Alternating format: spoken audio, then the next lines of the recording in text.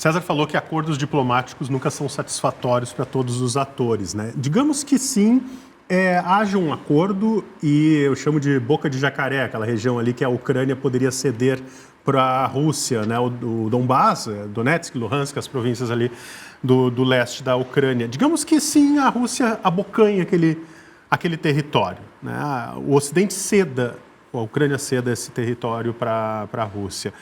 Não está abrindo um precedente para futuras invasões na Europa? O crime não compensa, a Rússia, o agressor não vai sair ganhando?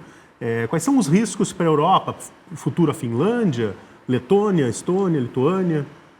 Eu acho que os riscos são consideráveis, na medida em que a Europa, né, demonstrou essa semana toda essa preocupação em se rearmar, na medida em que os membros da OTAN estão falando de ter um orçamento voltado à defesa de até 5%.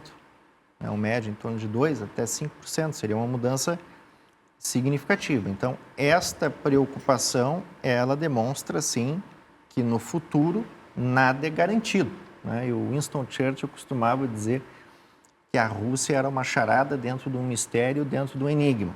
Então, a gente nunca sabe, né, o que o Putin poderia fazer no futuro.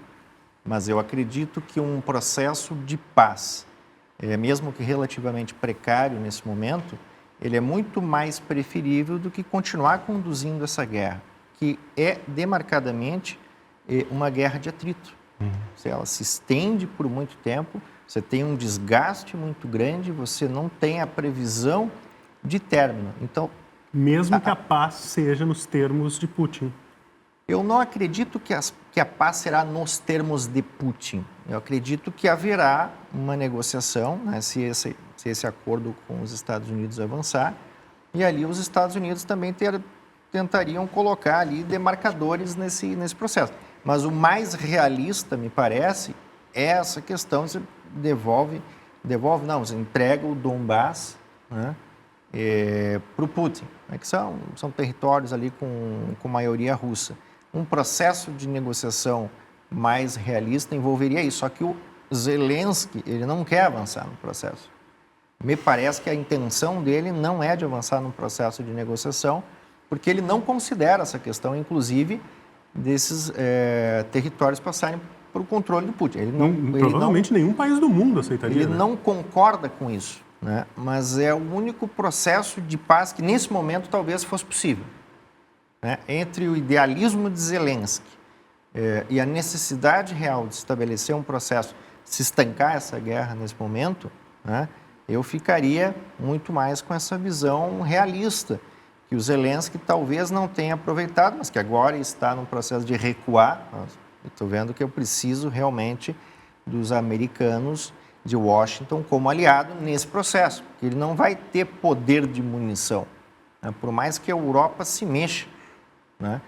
E eu acredito, Rodrigo, a gente olha todas essas questões, nós estamos passando por um daqueles momentos históricos, onde a gente vai ver isso no futuro, de um realinhamento do sistema internacional como um todo. Nós tivemos esse período de inércia de uma política externa de Biden, né, onde você não tinha a capacidade de um líder ocidental estabelecer uma agenda setting, né?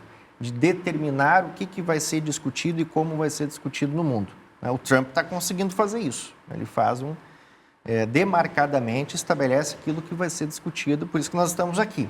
Né? O Biden não tinha condição de fazer isso, e nenhum dos líderes ocidentais tinha essa característica de lidar com esse fenômeno da realpolitik. Aí o Trump traz isso de novo, e o Zelensky é só um grãozinho nessa discussão toda de um realinhamento do sistema internacional. A gente está falando de um processo, de uma Europa em completo declínio, falência econômica, que agora parece que acordou, né? Esse discurso, inclusive, do primeiro-ministro britânico, vamos nos rearmar, vamos ter um sistema de defesa decente, justamente para evitar que, num futuro, né, houvesse esse tipo de incursão. Mas agora, é muito imprevisível se Putin vai tomar um curso ou não. Vai depender também, dentro desse processo de negociação, aquilo que está vinculado à OTAN. né, porque há uma defesa por parte de Putin, por exemplo, que a Ucrânia não integrasse a OTAN e também não integrasse a própria União Europeia. Então, há esses dois mecanismos, mas eu acredito que há uma janela de oportunidade para o Zelensky aproveitar um processo de paz para você estancar essa guerra nesse momento, né?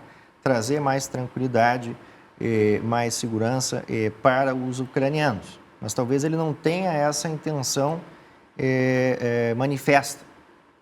Eu acredito que quando você fizer, e até o Putin estava dizendo isso, quando você faz um acordo de paz, né, a preocupação do Zelensky, ele vai ter que baixar a lei marcial no país e aí provavelmente convocar novas eleições. Mas o Zelensky disse o seguinte, eu só vou deixar o poder se a Ucrânia entrar na OTAN. Mas é muito provável que não entre. Os próprios mecanismos da OTAN dizem, um país que está em guerra não pode entrar na OTAN. Isso é uma incongruência, né? Então, acredito que isso estaria distante, né?